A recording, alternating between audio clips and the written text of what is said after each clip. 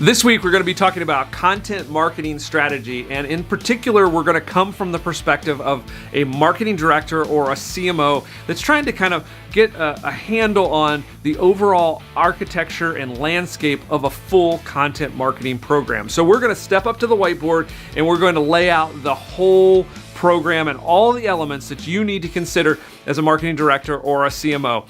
I'm Bill Rice, the founder of Kaleidico. We're a digital marketing agency, and my whole goal is to give you the tools at a strategic level so that you can start to think about these very important components to your digital marketing program. We're going to talk about this and more as we step up to the whiteboard this week in a sec. Okay, like I mentioned, this week we're going to be talking about content marketing. In particular, we're trying to create a guide or an understanding of the full scope of content marketing from the perspective or to you, the marketing director.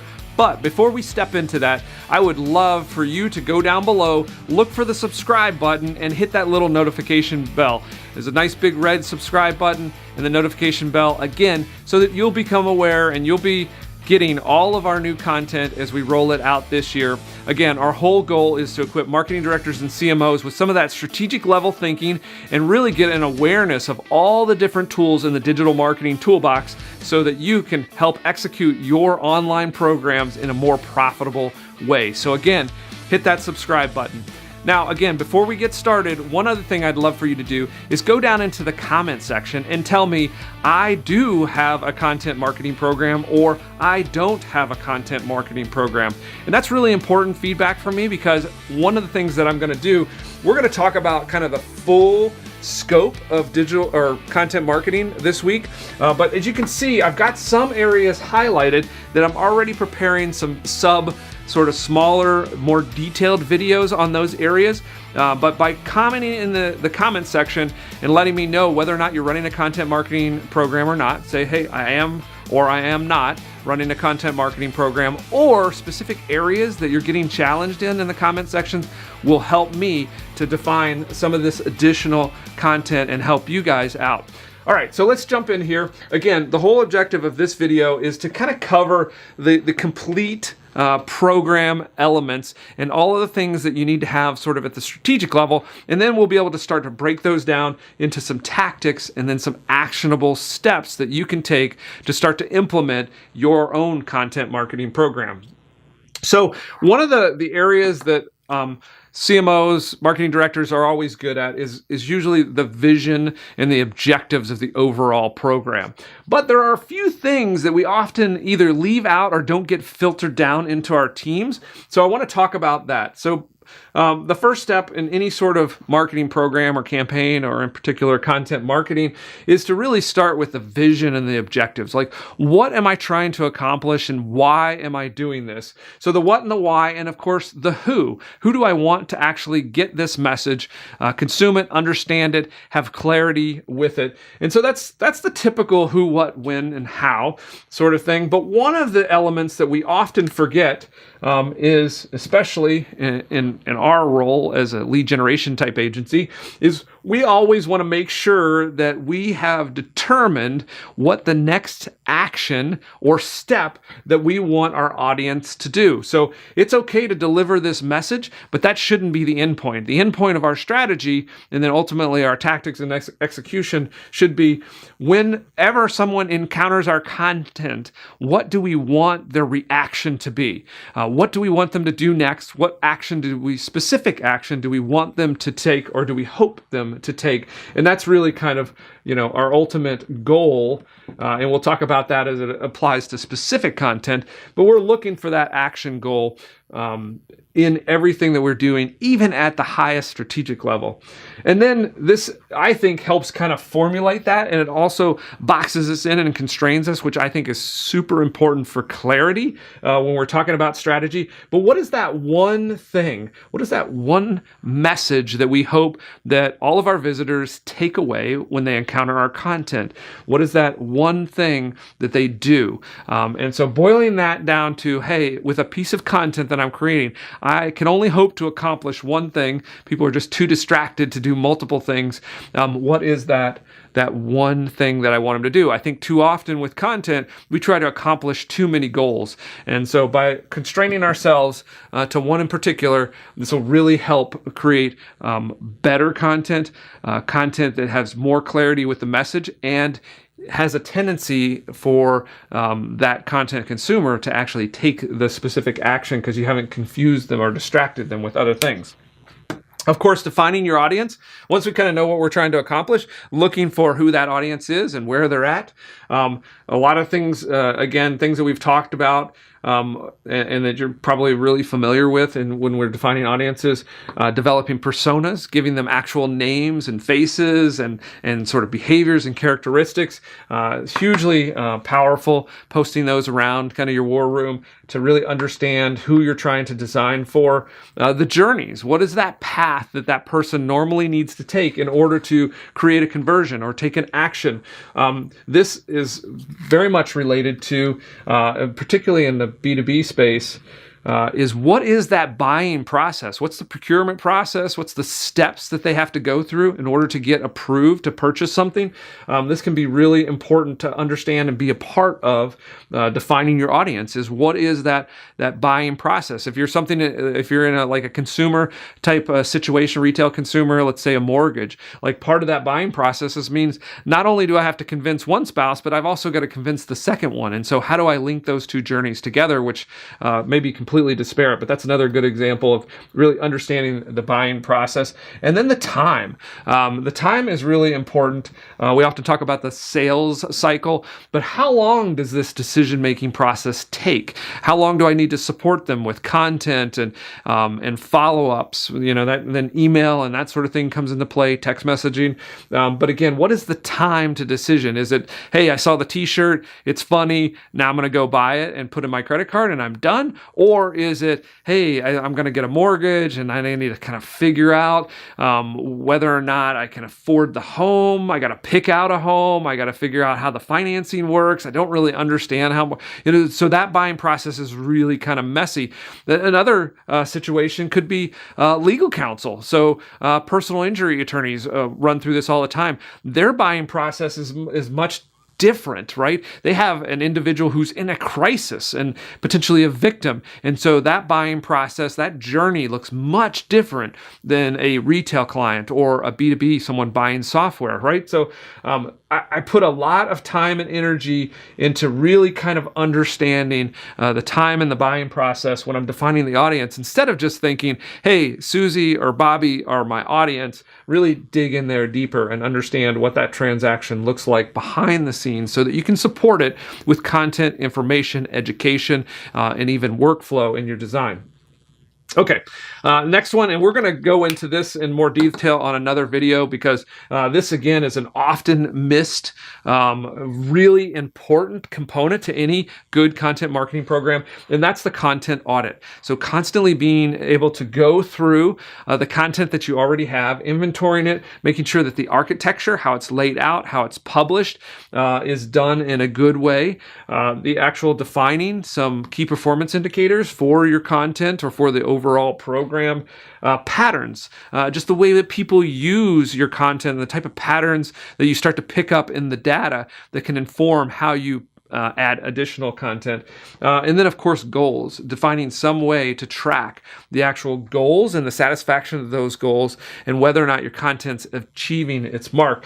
Again, all of this, oftentimes when we get a new client, this is one of the first things that we want to do because so many times you will engage an agency or even in your in-house team, you say, hey, content marketing is going to be a huge emphasis this year. And the first thing we do is just start kind of willy-nilly creating content. Whereas a lot of times if you do this first, you're going to find that you've already got a lot of quality assets that are in your content library already, and they just need to be kind of optimized and perfected in such a way that you can get more ROI out of the content that you already have on your site or in your organization. So content audits are a serious opportunity for almost any company that's looking at a content marketing strategy. Next, and we won't go into this too much, but document that strategy. When I talked about up here, a lot of times this vision and the objectives don't get moved down into the execution. A lot of that has to do with the fact that we just simply haven't documented that strategy. We haven't created a creative brief around what we're trying to accomplish such that that can actually be carried throughout the project and always be referenced back later.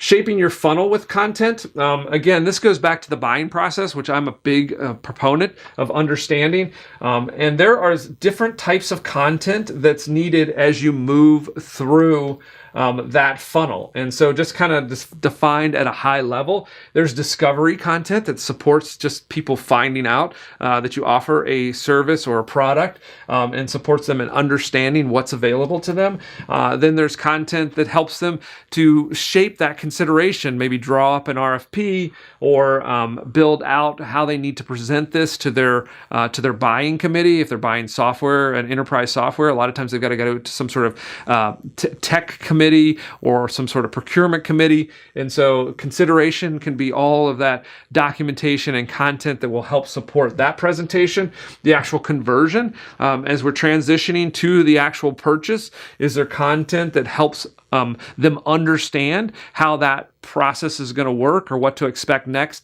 We run into a lot of content for our mortgage clients in this realm of conversion, is just helping them to understand, okay, what is it to put in an offer on a house? And then what's the next step? And then what do I need to get prepared in order to get approved for the mortgage? When am I actually approved? How do I know that I've actually got the mortgage? And then what is the closing process and the lead up to the closing process? And then after I actually close and sign on the dotted line, like, when do I get my keys? So there's a lot of content like that can help support our customers. So we don't want to forget that in that moment of conversion, sometimes there's some questions to be answered that we can do with content. And then of course, retention is always critical. So we want to always remember that even after we've satisfied that client with a purchase, sometimes this is more intuitive than not.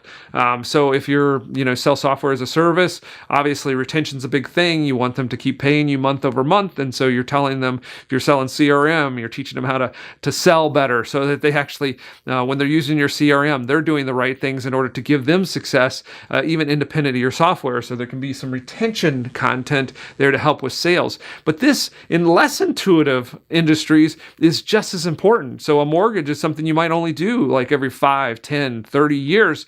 But those retention pieces of content can be really important for if they need to refinance or they want to actually purchase a second home or just referrals. And this is also important in the legal community. So again, a lot of times you think, I'm personal injury and I have a victim and I've supported them in a case, but like, why would I want to have retention content? Well, there's often opportunities for referrals out of that, testimonials. Sometimes you want to follow up on those cases. We've done some really quality work by following up with victims as they've moved through that journey post some litigation and that sort of thing, and can be really powerful for not only supporting the victim, but also showing kind of the credibility of our firm and the heart that often is not conveyed well with personal injury attorneys. So that's, again, retention content can be a really great opportunity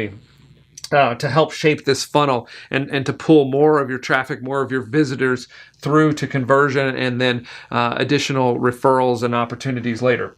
Okay, not to get stuck in that too long. Building the content team. I'm going to go through this real quick.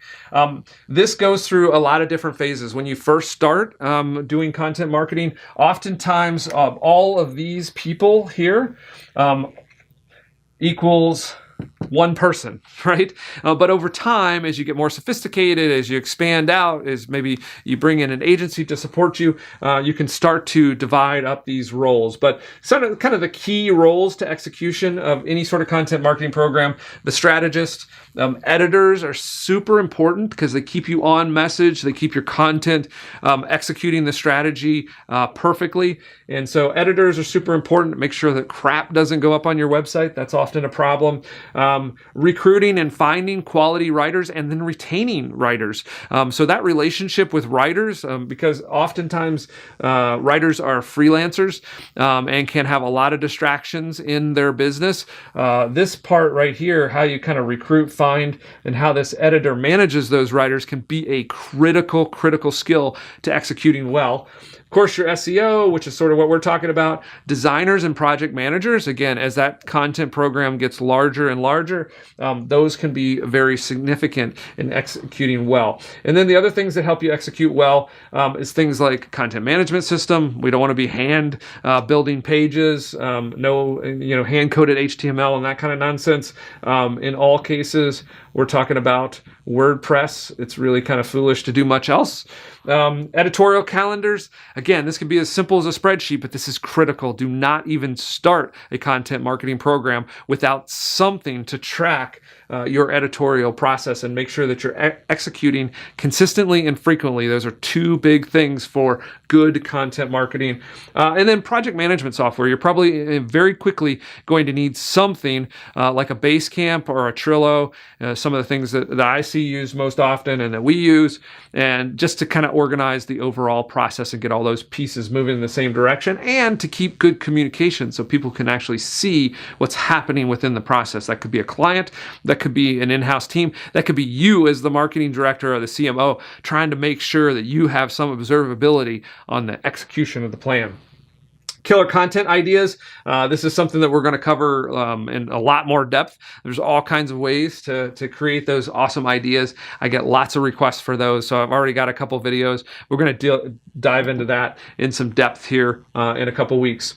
All right, so let's switch over to this side. Now we get down to kind of the brass tacks of things. We've got the strategy, we've got the tactics, but now we're kind of really talking about the last leg of the stool, and that is the business of content creation. So one of the things that you'll want to understand and get a kind of a hold of early on is the actual steps to going from the actual strategy of content to making sure that content gets published, distributed, and people are actually getting access to it and responding. So some key things here. Editorial calendar, I already mentioned the importance of that.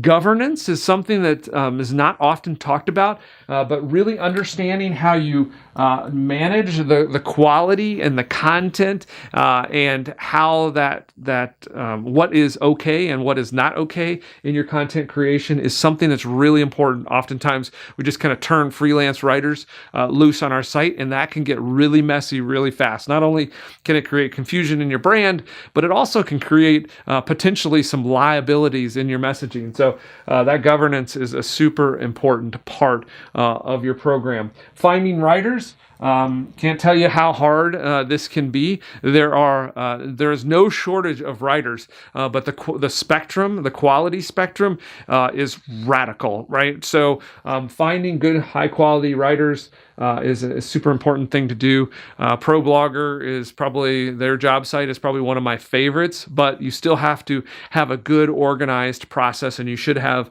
a process of trying and vetting those. Super advocate of paid trials. We want to pay them for their work, but we certainly don't want to get out in front of our skis. So really, an interview is not the greatest way to recruit a writer or even a lot of creatives. The actual execution, looking at the portfolio, given a trial assignment, that's really the best way, so you can actually see the work from a couple different levels. One, you can see the final product, but you can also see the work as it comes through.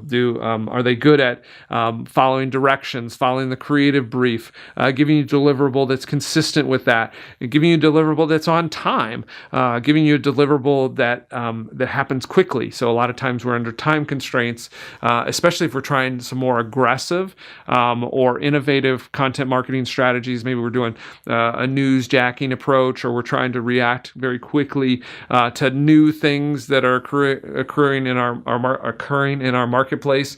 And so if you're in the entertainment business, you're always running after the latest thing. So again, actually doing a live assignment and obviously paying for it, that is a great way to kind of find and vet writers.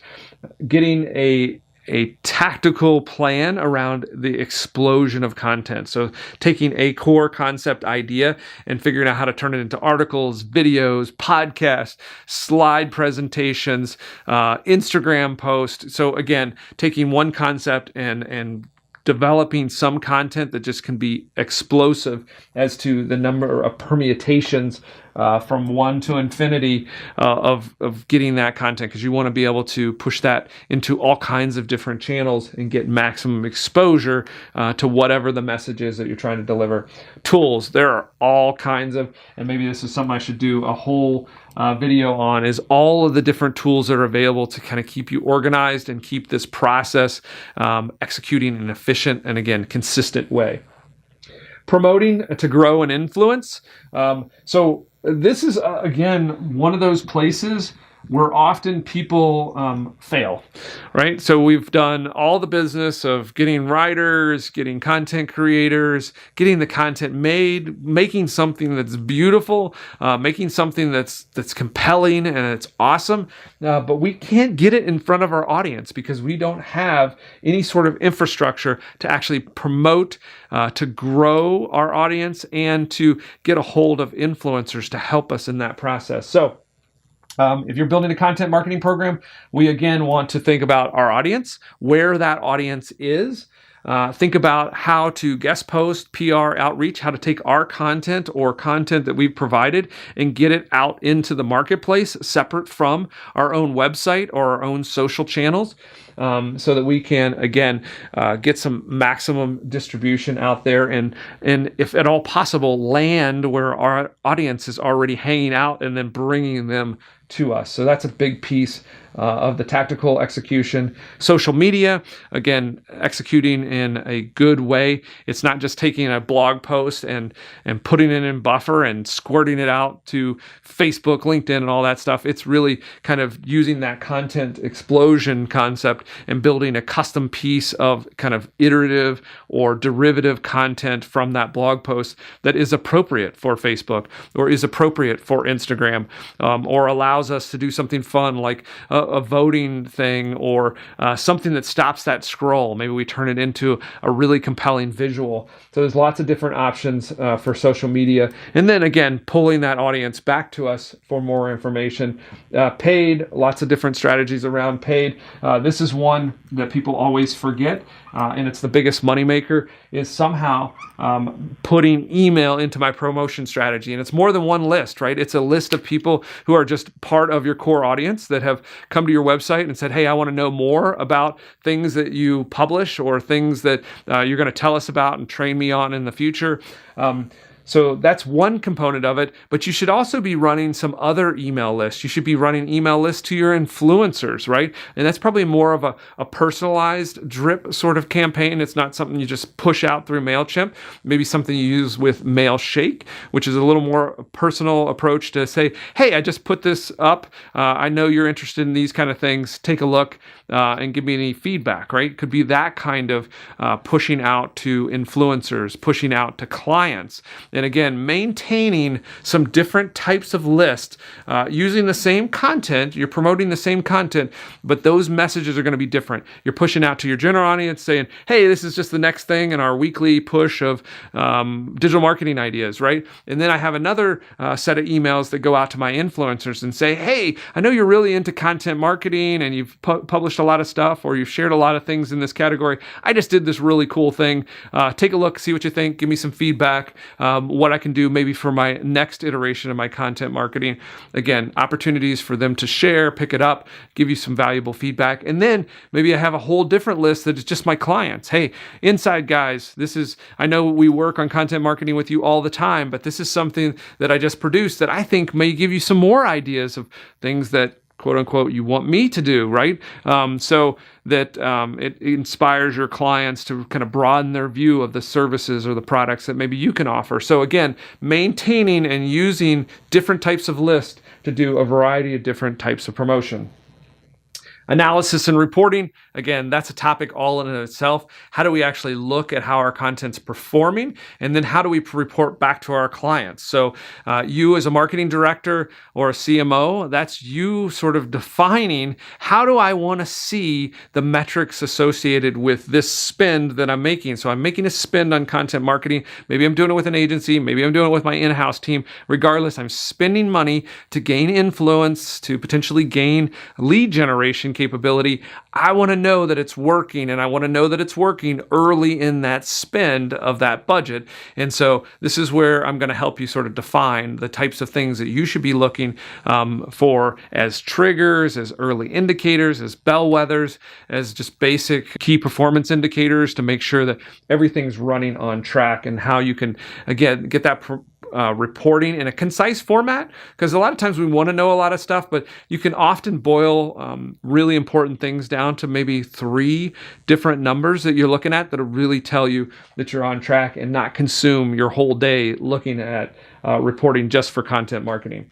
Iteration, maintenance, and growth. This is probably the most important factor, whether you're talking about email marketing campaigns or AdWords, or in this case, content marketing, is you really want to have a mindset of iteration, maintenance, and growth. And you want to be going through that cycle, looking at the content you have, auditing it. How can I improve it? How can I make it just a little iteratively better? I don't want to blow the whole thing up, right?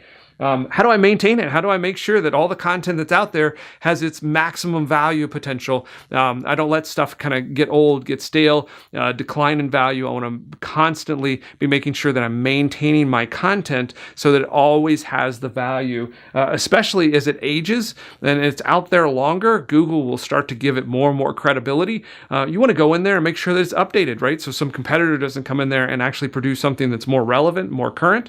So that's the maintenance mode. And then growth. You just want to keep adding to that so that you can build up that inventory, that body of knowledge that your customers are going to be looking for. So a lot to cover in this one, and we're going to break it down into some smaller videos later. But again, this has been content marketing from the perspective of a digital from a director of marketing or a CMO. And again, I want just to encourage you to subscribe and hit that notifications button. And more importantly than anything, this has probably left you with all kinds of questions and potential challenges as you've hit some of these areas, or maybe you've been built out. I really want you to talk to me in the content or in the comments so we can continue this discussion, and we can talk more about how to optimize your content marketing program for maximum effectiveness, whether that's just brand awareness or actually delivering leads. I'd love to help you out. Leave some comments and we'll talk more about content marketing down below. Till next time, have a great one.